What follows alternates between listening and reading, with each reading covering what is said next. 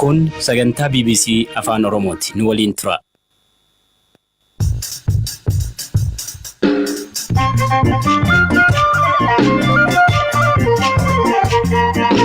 Ashama akka mul'atan sagantaan BBC afaan Oromoo eegale. Sagantaa keenyarraan waraanni bilisummaa Oromoo gujiitti socho'aa jiru qabsoo karaa nagaatti deebi'uuf jedhamu. Nutilleen kana simachuuf ijoollee kana jajjabeessuuf karaa nagaa mana abbaa isaaniitti mana haadha isaaniitti qabsoo uummanni Oromoo yeroo ammaa kana jalqabe kana akka isaan cimsanu. Weellisaa Umar Suleemaa waliin turtii taasisneen. Gatuu jechuun hasaasa, Umar jechuun rasaasa, geerarsi isaa dhukaasa bakka dha'een fullaasa. Hamilee saba kiyyaa baaruu onnee ta'e itti guutee ol kaasa. Diin hamilee cimsee dhukkee sarara kaasa biyyattii irra baasa jedha. Keeniyaa magaalaa Naayiroobiitti haliillaan raawwachuu daandii Jibuutii geessu gidduu kana cufame irrattis gabaasa qabna. Oduuwwan gabaaboo yaadataa biraanuun qopheesseera. Sagantaa kana ammayyuu taanaa simbiraan ga'a. Turtii gaarii. Haliillaan Al-Shabaabitti shakkamee guyyaarraa Keeniyaa magaalaa Naayiroobii keessatti raawwate. Kanaan dura bakkeewwan giddugala gabaa ta'anii fi hoteelota irratti Al-Shabaab haliillaa gaggeessaa turuu kan ibse poolisiin har'allee sanumatu deddeebi'aa jira jedheera. Eliyaas Mulugeeta.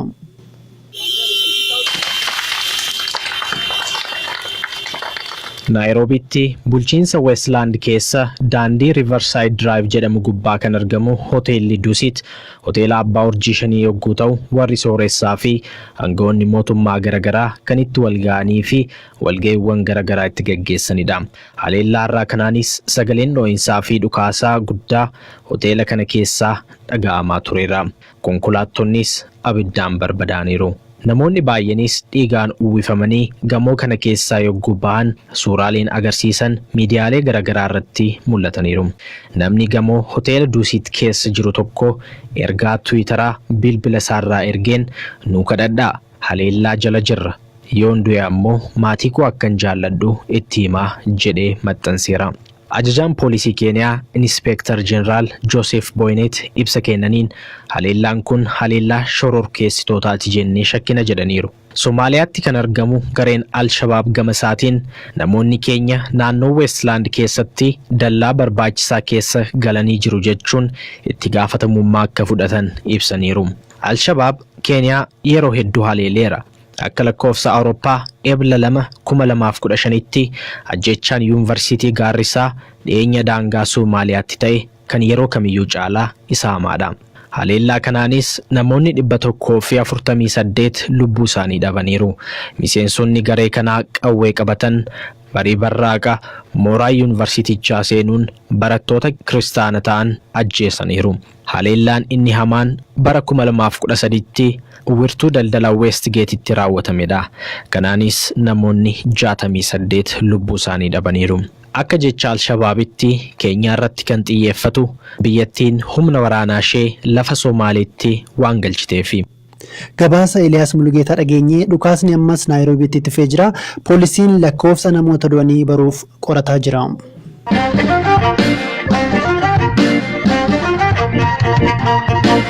Waraanni bilisummaa Oromoo Gujii keessa socho'u waamicha abbootiin gadaa Gujii taasisan fudhachuun dhaga'ame. Dhimma kana miidiyaaleen biyya keessaa kan gabaasan yoo ta'u bulchaan godina Gujii obbo Roobaa Tarchee gaafanillee odeeffannoo kana akka qaban BBC'tti himaniiru. Amma fonti nu bira ga'ee formaal ta'een jiru. Ijoolleen qabsoorra turan kun amma abbootiin gadaa waamicha gaggeessanii jiru. Ijoollee waamicha gaggeessan kana keessaa namni gara abbootii gadaa dhufee qabsoo kana hidhannoo ni miti uummata Oromootiif yaadaan qabsaa'uun barbaachisaa. Qabsoonni hidhannoo Oromoo kun bosonatti ba'ee walitti geessuun jiru kan jedhu waamicha mootummaan naannoos akkasuma immoo abbootii gadaa yaaman kana dhaga'anii godina keenya keessaa abbootii gadaa dhaqqabanii jiru. Kanaaf akka akkama maqaa kaachuu isaanii eenyutti dhufe kan jedhu yeroo inni biraan ba'e ilaaluu dandeenya. Ammaaf garuu abbootii gadaa waliin marii xumuratanii ijoolleen kun galii irratti akka jirtu odeeffannoon na dhaqqabee jira. Lakkoofsi namoota yookiin immoo kan hidhattootaa kun hagami wanti odeeffatanii jira? Amma sadarkaa godinatti miti kan jiru abbootii gadaa bira jirtu ijoolleen kun. Guyyaa kaleessaa gara abbootii gadaa dhufuu isaanii qofa dhageessanii? Eessa dhageenya maaniif waamicha abbootii gadaa xumureen jiru labsii araara labsanii jiru. Labsii araara kana ijoolleen kun kaleessa irratti namni abbootii gadaa akka dhaqqabee jiru odeeffannoo qaba. Namoonni hidhatan kun waamicha isaanii dhaga'anii erga gara isaaniitti dhufanii booda wanni isin hojjechuu heddan maali abbootii gadaa waliin? ijoollee kana jajjabeessuuf karaa nagaa mana abbaa isaaniititti mana haadha isaaniititti qabsoo uummanni Oromoo yeroo ammaa kana jalqabe kana akka isaan cimsanuuf dabalanii waliin qabsaa'uu dandeenyu haamilee guutuuf gammachuu guutuun simannaa jechuudha. Hidhattoonni kun kan waraana bilisummaa Oromootiimi? Akka odeeffannoo qabutti isaanuma naannoo keenya kan jiran kun waraana bilisummaa Oromooti. Bulchaa godina Gujii obbo Roobaa galateeffannaa gama kaaniin adda bilisummaa Oromoo isa miidiyaaleen biyya keessaa ajajaan waraanaa waboo Gujii keessaa Eeliyaas Gambeelaa Gooloo waamicha abbootii gadaa fudhate jedhu hin beeku jedheera. Miseensa gumii shanee abaa'oo obbo Mikaa'el Booran. Ololaa isa Gujii jettee nagaafatte dhaqaa namaa dhaamee kan sooshaal miidiyaa irra deemaa jiru ajajaa zoonii akkasii jedhamee kan deemaa jiru arginee jirra. Maqaa akkasii ajajaa naannoo akkasii jedhame maqaa akkasiitiin kan itti deemu jiru. Kan miidiyaaleen biyya keessaas gabaasanii waamicha abbootii gadaa fudhatan jedhamanii kan dhaaman sun ajajaa kan waraana bilisummaa Oromoo Gujii keessaa miti jechuudha. Kan sooshaal miidiyaa irratti arginamne Eeliyaas jedhamu ajajaan akkasii jiraachuu isaa hin beeku. Akka dhaabaatti hin beektan? Ajajaa akkasii ajajaa maqaa akkasii qaban waraana bilisummaa Oromoo quba hin qabu. Akka waraanni sunoo waamicha abbootii gadaa fudhachuu isaanii quba qabdu? Waraanni bilisummaa Oromoo dhaaba jalatti ajajamaa karaa dhaabaatiin godhamaa jiru. Tole guddaa galatoomaa obbo Mikaa'el. Galatoomaa.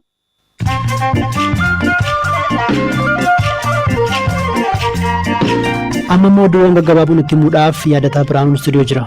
Galatoomii ammayyuu lixa Oromiyaatti baankota saamuun namoonni shakkaman to'annaa jala oolaa jiraachuu biiroon dhimmoota kominikeeshinii Oromiyaa ibsee jira. Ibsa irra ba'een godinaalee Qeellam Wallaggaa, Wallagga Lixaa fi Horroo Guduruu Wallaggaa keessatti baankiiwwan mootummaa fi dhuunfaa 18 irratti saamicha raawwachuu fi konkolaataawwan 10 gubuun kan shakkamanii to'annaa jala oolchuun cimee itti fufaa jedhamee jira. Walgaarreffannaan naannolee Amaaraa fi Tigraay gidduu jiru hafee nagaan akka bu'uuf abbootiin amantaa fi maanguddoonni hojjechaa jiraachuun himame. Adeemsa nagaa buusuu tibbana taasifamaa ture ilaalchisuun waltajjii dhumaa taasifame irratti bulchitoonni naannolee lamaanii argamuun haasaa taasisaniin uummanni lamaan obbolaa waan ta'aniif rakkoon gidduu isaanii hin jiru jedhanii jiru. Lammiileen Indiyaa miiliyoonotaan lakkaawwaman kabaja ayyaana diip irratti hirmaachuu eegalanii jiru. Ayyaanni kun hordoftoota amantaa Hinduutiin laggeen Gaanjas fi Yaamunaa irratti kan kabajamu yoo ta'u, hordoftoonnis bishaan keessa cuuphamuun cubbuu irraa qulqulleessaa jedhanii amanu. Guyyaa jalqabaa qofatti namoota miiliyoona 15 ta'an kan hirmaachise ayyaanni kun guyyoota itti aanan 49 keessatti hordoftoota miiliyoona 120 ni hirmaachisa jedhamee eegama. Miseensonni mana maree Yuunaayitid Kingdom haala biyyattiin gamtaa Awurooppaa keessaa itti baatu ilaalchisuun wixinee Tereezaa Meey dhiyeessan irratti sa'aatii muraasa keessatti filannoo ni geggeessu. Haalaan gayoonaa jiruun wixinee ministeerri muummee dhiyeessan irratti miseensota paartii biyya bulchu dabalatee mormii keessummeessaa kan jiru yoo ta'u, miseensonni hedduunis hin ta'uu akka filatan eegamaa jira. Maatiin barattuu lammii Keeniyaa sababa rifeensa isheetiin barnoota irraa dhorkamtee mana murtiitti himata banatanii jiru. Maakee Daandiidaa hordoftuu amantaa Raastafaariyaan yoo taatu rifeensa ishee haguuggattee galuu akka hin dandeenye manni barumsichaa dhorkeenii jira. Maatiin barattuu kanaas mucaan keenya sababa amantaa isheetiin loogiin irra ga'eera jechuudhaan mana barumsichaa yoo himatan qaamoleen mirga namooma biyyattii tokko tokkos gocha kana mormanii jiru. Galatoomii. Yaadata ulfaadhu.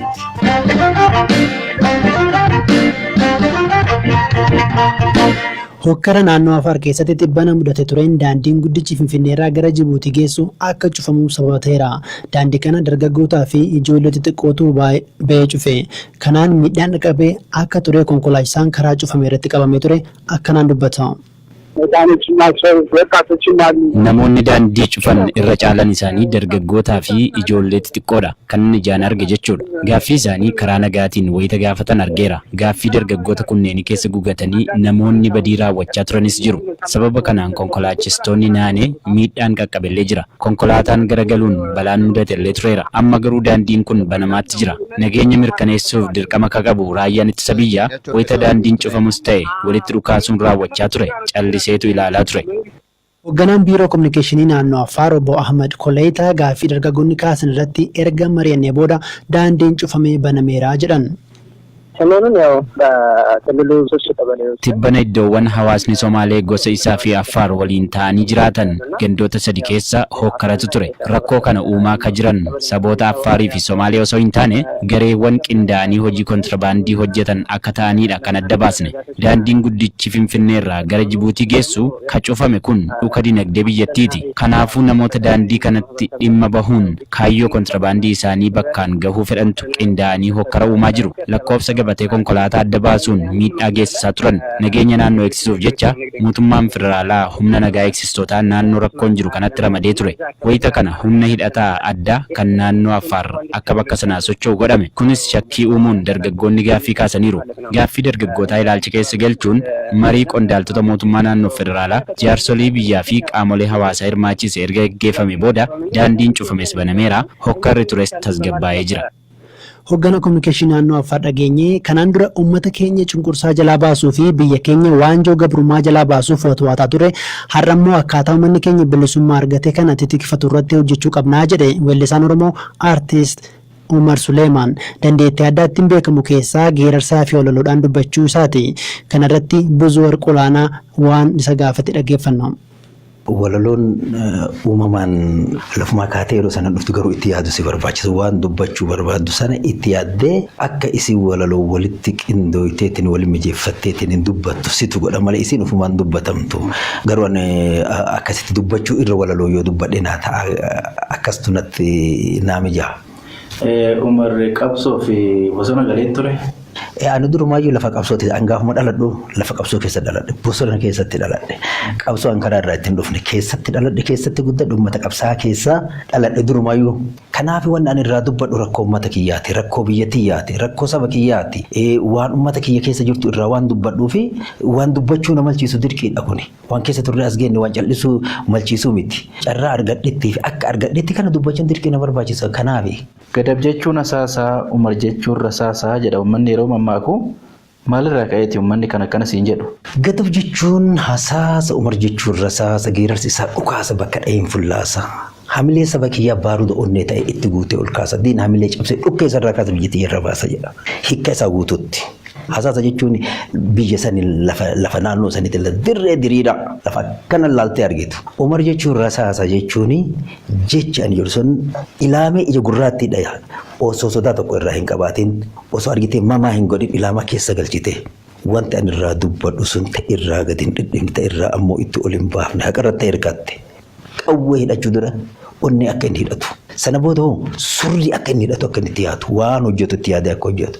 Sadaffaa ammoo sadiin tana akka inni tokkummaa hidhatu nama godhu.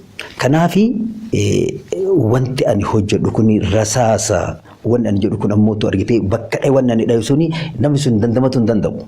Artist Umar Suleemaan kana booda hojiin ati hojjettu maalirratti xiyyeeffattee hojjetta kaayyoon erga biyya galteen booda jechuudha. Kaleessa wanni irraa dubbataa turre akkaataa itti qabsooyinii bilisummaatiin harkatti argannudha.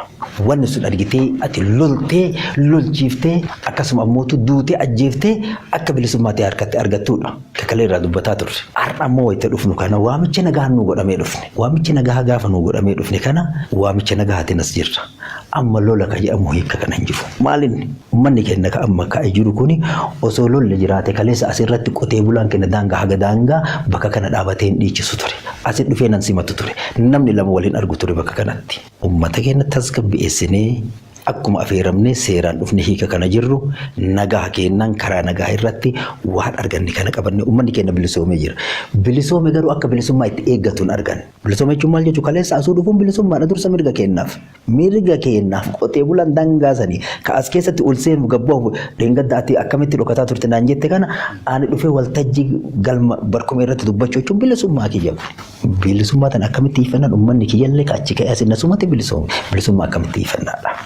Bilisummaa dhufte tana tiifannee karaa nagaatiin uummanni keenya wal mari'annee waan nu harka jabeeffannee waan nu hafu ammoo ta'u dura itti siifan. Kanaaf haalli amma jiru haala ammaatitti haalli ani ittiin dhufe uummata kiyyaa fi cina dhaabbachuuf warroota karaa nagaatiin amma nu waaman kana nagaa jaalattoota hunda cina dhaabbachuudhaaf karaa kanaan dhufe. Gaafiif deebii kana kan kutaa lammaffaasaa Boorisin biraan geenya sagantaan BBC Afaan Oromoo xumuramutti jira. Sagantaa kana kan isin qopheesse Hamzaa Huseenii kan isin dhiyeesse immoo Ammayyuu Taanaadha.